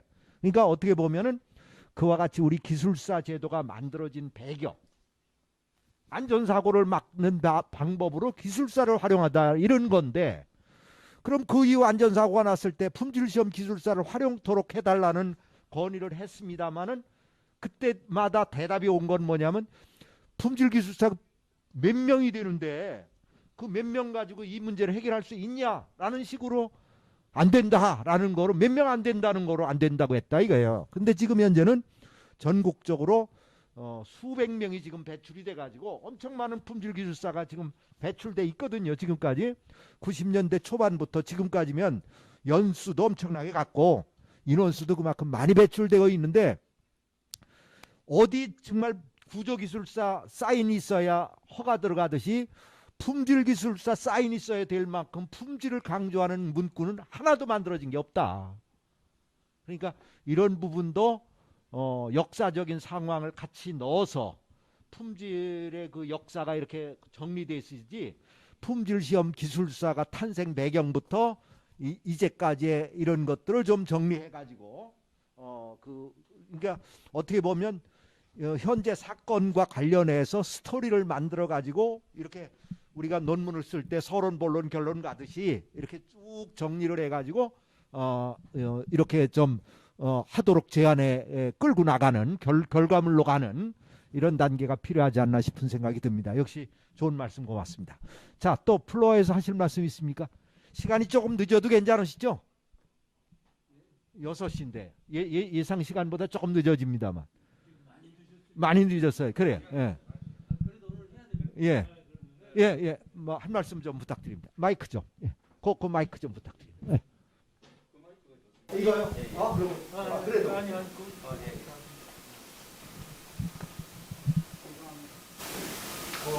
오늘 정말 여러 가지 품질에 관련 문제라 그러면 4시간 분까지 다 나온 것 같습니다. 그래서 이 시간에 여러 가지 말씀을 드릴 수 없고, 제가 한 가지만 좀 말씀드립니다. 우리가 이번 그 사고를 통해서 품질 기술사가 꼭 있어야 된다, 이렇게 강하게 강조하면은 외부에서 보기에 이 비밀을 통해서 품질 기술사가 뭔가 이익을 보려고 한다, 이렇게 접근하기 네, 맞습니다. 예. 그래서 우리는 노골적으로 그렇게 하기보다는 왜 무엇을 하면은 자연히 품질 기술사의 위상이 높아지고 권익이 보장될 거냐, 이쪽으로 좀 생각을 해야 될 것 같아요. 그래서 그 단 한 가지를 좀 말씀을 드리면은 감리의 위상을 좀 높이자 하는 것이 제안입니다. 여러분도 아시다시피 현재 우리나라 상황은 모든 국가라든지 이상의 제도라든지 하는 것은 뭐냐면은 시공의 주체에 애속되어 있습니다. 지금 우리나라 모든 법령이요. 감리나 시험이나 검사업체는 시공업체에 애속되면 안 됩니다. 애속되면은 반드시 뭐냐면은 품질의 신뢰성이라든지 문제가 생기게 되어 있습니다. 그래서 외국 같은 경우에는 검사업체나 감리가 전부 뭐냐면 발주처에 애속되어 있습니다. 발주처. 그래서 이런 근본적인 제도가 있기 때문에 감리가 뭐냐면은 자기 소신껏 지금 할 수가 없는 그런 위치에 있고, 또 감리가 지금 대부분 보면은 구조나 토질이나 시공이나 그다음에 전문 기술사로 배치되도록 이렇게 되어 있어요. 거의 품질은 없습니다. 그런데 이번 기회에 뭐냐면 당연히 안전이나 품질도 현장에서 상주는 안 하더라도 비상주로 본사에서 확인할 수 있는 제도를 정립해서 현장 품질을 제고시켜야 된다. 이런 게 좀 건의할 필요가 있지 않습니다. 그렇게 생각합니다. 비근한 한 예를 보면은 지금 어떻게 되냐면 검사업체도 파일 시험을 하는데 파일 시험 검사비를 누가 주느냐 하면은 시공업체가 주는 거예요. 시공업체가. 그러면 파일 시험 했을 때 그 시험에 대한 신뢰성 확인할 수 있습니까? 모든 제도가 이렇게 뭐냐면은 시공회사에 애숙되어 있는 거예요. 완전히 이걸 분리를 해가지고 거기에 대한 비용이라든지 어떤 권한이라든지 이게 뭐 발주처를 대신할 수 있어요. 그렇게 하면 감리 위상이 우리 품질 감리의 위상이 올라감에 따라서 자동적으로 품질에 대한 위상이 더 올라가지 않을까. 고맙습니다. 역시 다른 회장님들이 돼가지고 오시는 일을 다르고 역시 다르시구만요. 늘 그렇습니다만 우리 목표는 품질 기술사의 원익보나 뭐 이런 것이 목표이지만 사자가 발톱을 드러내면 사자는 벌써 그거는 이제 재무지를 못하는 것처럼 우리가 발톱을 숨기면서 그러면 내세울 건 뭐냐? 이 광주 사고의 이것이 우리 품질 기술사 입장으로서 이렇다, 이렇게 본다 라고 하는 거로 정리를 하면서, 그러면 이거는 뭐 어디도 나오기 전이고 언론이나 이런 관심도 많을 것이고 하니까 그렇게 다 정보기관도 마찬가지예요. 그런 것에 뒤에 이제 이걸 막기 위한 방법으로 품질 기술사가 이렇게 역할을 한다, 이런 쪽으로 정리가 되어야 다른 일이 아니라 싶습니다. 또 플로에서 하신 말씀 있습니까? 더 좋은 아이디어라든지 뭐 필요한 거. 여기에서 한 말씀 드려도 될까요? 뭐 좋습니다. 예, 마이크. 여러분 잘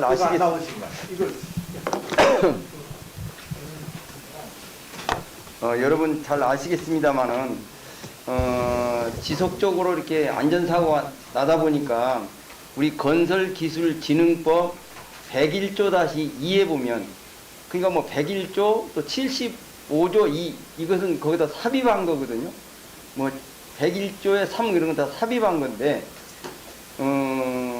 건설기술진흥법 101조-2에 보면은 가설 구조물 구조적 안전 검토 대상이 있습니다. 한 5가지가. 거기에 보면 핵심이 뭐냐면 관계 전문가의 구조 해석 및 시공 상세 도면을 작성해서 해야 한다 이렇게 나와 있어요. 아마 아실 겁니다. 그 내용 중에 관계 전문가는 누구냐면 건축 구조 기술사, 토목 구조 기술사, 흙막이 가시설이 있기 때문에 토진 및 기초 기술사가 있습니다. 관계 전문가 명시가 되어 있죠. 따라서 이번 기회에 광주 사태의 근본적인 거가 이제 시공 품질이기 때문에, 예를 들어서 품질관리 계획서라든지 뭐 어떤 시공 품질 계획서라든지 이런 걸 작성할 때 우리 건축 품질이나 토목 품질 기술사가 확인해야 된다라는 것이 법적으로 건진법 같은 게 들어간다면 우리 그 건설 품질 기술사 위상이 한 단계 업그레이드되는데 아주 좋은 기회가 될 거라고 봐요. 이것을 우리가 국토교통부에다가 우리 건설 품질 기술사의 명의로 해서 공문을 한번 날려가지고 꼭 친구가 반영해달라. 예를 들어서 아까 같이 건립법 몇 조. 그리고 또 75조-2에 보면 설계 안전성 검토라고 아시죠? 그 제도는 뭐냐면 설계자가 실기설계 약 80% 진행될 때 관계 전문가로부터 설계 안전성 검토를 받아야 된다는 얘기가 나오거든요. 그것처럼 요번에도 우리가 뭐 101조-2가 됐든 몇 조가 됐든 거기다 꼭 집어넣어서 관계 전문가의 우리 품질 기술자가 들어가면 좋겠다라는 생각이 듭니다. 아까 본사에 품질 기술사가 채용을 해서 이상으로 안전이 사이 한 달에 1억 건 이상 나가는 걸로 우리가 되어 있잖아요. 품질 기술사도 그런 식으로 이상으로 활용을 해서 공장을 체크해야 된다. 그 주의는 최소한 공사가 발표되고 시공을 하고 나서 20%, 또 시행 중에 60%, 그 다음에 이제 기승검사 할 시점에 이렇게 단계적으로 품질을 갖다가 확인할 수 있는 시스템이 본사 비상기로 있어야 된다. 그런 생각이 있습니다. 고맙습니다. 오늘 이 내용이 녹화되고 있죠? 네, 녹화되고 있죠? 예, 말씀하세요. 그것도 되는 것 같아요. 말씀해보세요. 혹시 안 되면 저걸로 이쪽으로. 충분하게 사례 좀 말씀해. 잠깐 한 말은 보충을 하겠습니다. 백종원 회장이 아까 말씀하셨는데 적극 지지를 합니다. 다른 좋은 내용도 하고요. 특히 원자력 공사 원자력 쪽에 오래 있으면서 이게 일반 업체들이 시공기술사는 많이 보유를 합니다. 또 품질기술사는 희박하고 숫자도 적고 해서 그러니까 원자력 쪽에서도 PE, 품질관리, 특히 콘크리트 품질관리에 대해서 PE를 어떻게 해야 된다 돼 있는데 그러면 그 나름대로 경험에 따라 다르긴 하지만 품질을 그러면 품질기술사가 우선이고 시공기술사도 된다든지 해야 되는데 오히려 품질기술사는 배제를 하고 일이 많고 그것도 파고를 해서 이제 그렇게 하는 게 있고 아까 대선 주자 공약으로 품질기술사의 역할 강화 그리고 합리적 품질관리 반영 이거를 공약으로 반영하는 대선 주자에 적극 지지한다. 하여튼 그거를 했으면 좋겠습니다. 오케이, 그렇습니다. 예. 그래도 당연하시겠습니다만은 대선 주자에게 말할 내용이 따로 있고 또 국토부의 법조항 매탕하는 걸 대선 주자한테 얘기할 수 없는 거고 그런 건 국토부에 하든 국토부에 하고 그 요소를 좀 이 기록을 보고 좀 구분지어 가지고 그 다음에 필요하다면 아까 얘기한 대로 품질 시험 기술사의 시험을 빼고 건축 품질 시험 품질 기술사 토목 품질 기술사 우리도 이게 옛날부터 하던 얘기예요. 바꾸려고 했죠. 근데 이런 것도 이거 안 되고 그러는 거거든요. 이게 이참에 이런 것도 하고 저 아까 어느 분이시죠? 이정재 박사님 마이크 좀 주시죠. 안녕하세요. 제가 말씀드리려고 했는데 한 교수님 다 말씀하셨네요. 그 품질 시험 기술사라는 게 시험자를 띄는 것부터 저희들이 시작해야 된다고 봐요. 시작이 우리의 정체성. 우리는 무슨 일을 하는 기술사냐? 품질 시험이 붙어 있어요. 그러니까 아까 안동진 상무님 말씀하신 것처럼 현장의 품질수가 배치가 돼도 시험 업무에만 국한된다는 거예요. 즉 건축 자재에 대해서 테스트를 하고 시험을 하는 거지 최종 그것을 갖고 완성하고 있는 완제품, 건설 구조물에 대한 어떤 공정에 대한 품질 관리가 포함이 안 될 수 있다는 거죠. 법규상으로. 그러다 보니까 예를 들어서 인원도 아까 교수님 말씀하셨지만 지금 몇백 명이라 하더라도 우리가 품질 시험 기술사 아니냐 너네들은 시험만 해라. 현행 규정에 뭐 이렇게 할 수 있는 방법이 없으니까 너희들은 현장에서 시험만 해라. 품질 관리는 없어요. 저는 아까 교수님 말씀하신 것처럼 시험자를 띄는 거가 제일 중요하고 우리의 정체성, 우리가 어떻게 해서 나가야 될지 우리부터 먼저 정립을 하고 그 다음에 장 교수님 얘기하신 것처럼 우리가 대조건에 들어가야만 그게 옳은 순서 아닌가 그렇게 생각합니다. 고맙습니다. 역시 뭐 많은 내용들이 건설적인 내용들이 오히려 이 토론에서 더 좋은 내용들이 많이 나오는 것 같아서 상당히 바람직하게 생각합니다. 이제 뭐 더 혹시 하실 말씀 있으신가요? 예, 말씀하시죠. 예. 이영재 박사님 한번 워낙 뭐 경험이 많으시니까 한번 자, 이걸로 일단 여기 먼저 손을 들으셨습니다. 우리가 워낙 코로나에 강하니까 지금 제가 1차, 2차 아무 그런 거더 많이 주사 받는 안 하고 사진 찍은 거 아니야. 제가 아까 오늘 동의하는데 지금은 제가 이제 서정관 건설 안전관리과장인데 건설 안전과장인데 이번에 이제 방사학교 나와서 제가 데리고 있어요. 그래서 지금 이제 아까 얘기했지만 저희들은 국토부를 움직여야 됩니다. 그러면 건설 정책국의 기술 안전 정책관 밑에 건설 안전과장이 있어요. 그 친구가 안전 품질을 줘요. 이제 아주 젊은 설계관이에요. 그래서 했더니 알겠습니다. 마을은 검토하고 있어요. 그런데 제가 지금 말씀드린 게 딱 그러네요. 우리가 여기서 같이 오는 제가 하는 분야에는 협회, 품질 협회나 이 품질 불사나 해서 지금 제가 안전관을 이야기했어요. 그리고 쉽게 말하면 이제 국가철도 공감분들 해버렸어요.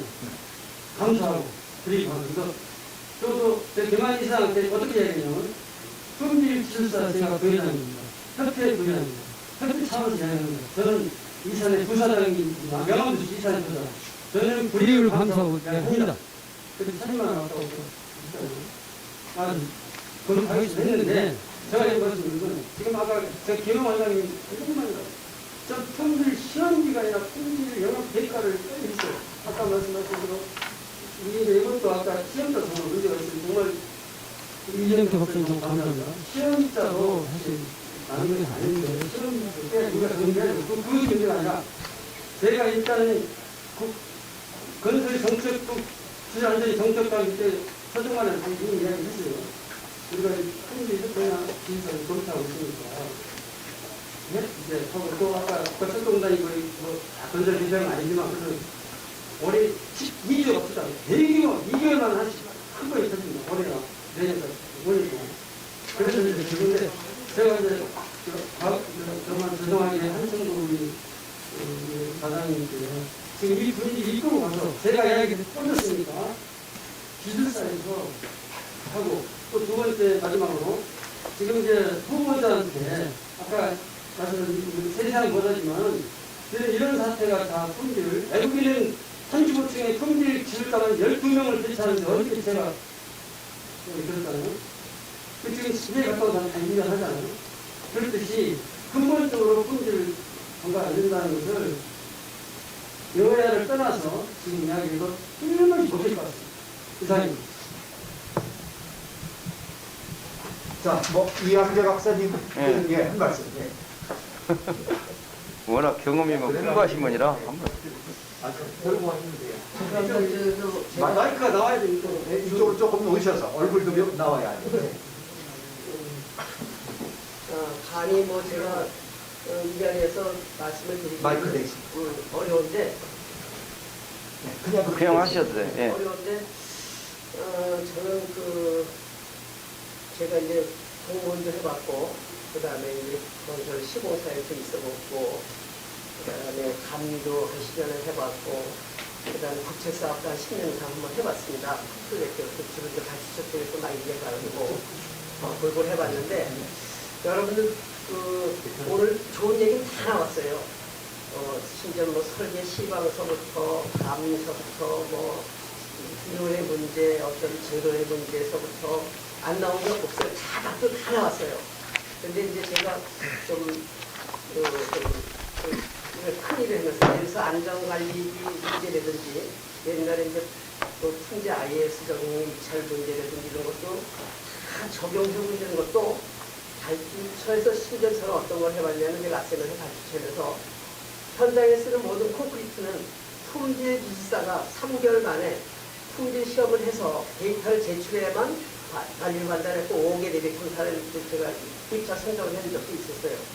그래도 안 될 수도 있고 관리가 사실 좀 어려울 수도 있어요. 여러 가지. 하여간 안전관리비를 1% 이상 안 넣으면 안 된다고 여수 이제 호텔 발표하면서 집어넣어 봤는데도 그게 이거 시공자의 뭐 돈이다 뭐다 해갖고 이제 또 루머가 많아요. 쓰지도 않고. 하여간 뭐 그걸 다 떠나서 제가 뭐 그런 얘기 하려는 게 아니고 이거는 아까 얘기한 대로 우리의 어떤 뽑아낸 일을 시작하려면은 제가 생각할 때는 이제 법에 아까 얘기한 대로 제도권에 집어넣어야 돼. 한시제도. 그게 제일 우선이고 그거보다 더 문제가 되는 거는 그럼 그 제도권을 넣어줄 때 어떻게 할 것이냐. 그랬을 때 아니면 담당 과장이 됐던 국회의원이 됐던 누구가 됐던 욕쟁이 같은 한 사람을 진짜 예를 들어서 우습걸 해갖고서 직접 반응할 수 있게 그걸 구체적으로 하는 게 필요한 거지. 여기서 말 맨날 했고 뭐 시험 기술사가 시험자 빼라 말아 이게 중요한 게 아니야.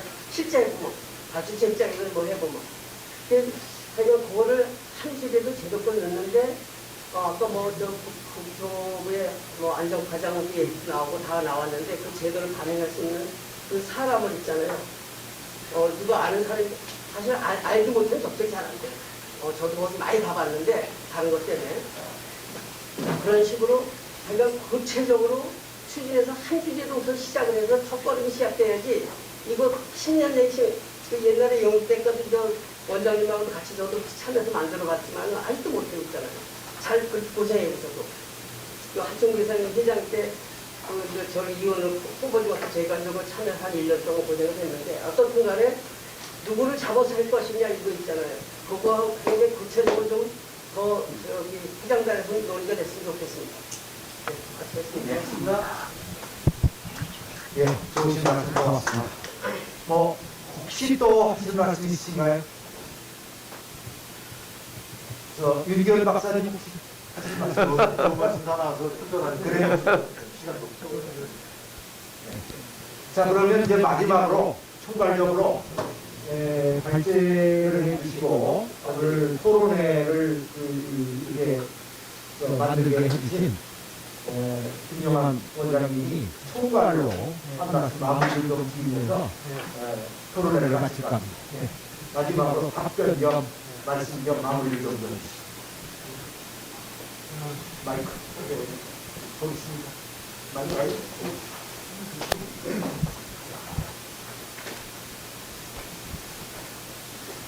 열띤 토론을 해주셔가지고 대단히 감사합니다. 그리고 저희가 그동안에 사실은 활동이 너무 미흡했구나, 저희 노력이 좀 부족했구나 하는 걸 또 좀 절감하게 됩니다. 오늘 좋은 말씀들 많이 해주셨는데요. 그런 내용들을 우리 이번에 건설품질기술사 회장단에서 좀 결의문도 만들고 또 각 부처에 건의문을 작성을 해가지고 우리 오늘 이 말씀하신 그런 내용들을 전부 포괄적으로 묶어가지고 그래서 이번에야말로 반드시 또 교통부의 그 관료들은 물론이고 관계자들을 전부 설득을 해서 반영시켜야 되지 않겠느냐 이렇게 생각을 합니다. 만약에 그것이 어렵다면 아까 말씀들 하신 대로 대선 전국이니까 그런 데까지라도 우리 실정을 알려야 되지 않겠느냐. 그 전에는 우선 국토교통부 실무자들이 불이익 없이 추진할 수 있도록 그렇게 건의를 할 것이고 그게 잘 안 된다면 사실은 건설기술진흥법이 잘못된 게 아니거든요. 건진법이나 시행령까지는 잘 갔는데 전부 비틀어진 게 그 건진법 시행 규칙에서도 특히 별도로 막 이렇게 일반인들은 알 수 없을 정도로 그렇게 숨겨놨는데 그런 것들을 이번에 좀 뒤집어야 되겠다. 이거는 확실합니다. 그 법령 규칙이 그렇게 바뀌어지면 조금 전에 말씀하셨던 그 지역적인 사항들은 그절로 다 해결된다. 이렇게 생각을 합니다. 열심히 한번 노력해 보겠습니다. 감사합니다. 네, 고맙습니다. 이상으로 예정되었던 긴급자담에 5시까지로 예정되었습니다. 1시간 반이 늦어진 이런 시간이 되어버렸습니다. 임해주신 모든 분들 대단히 감사드리고 이상으로 긴급자담을 마치고 다음 신년 교회로 넘어가겠습니다. 고맙습니다. 잘 들었습니다.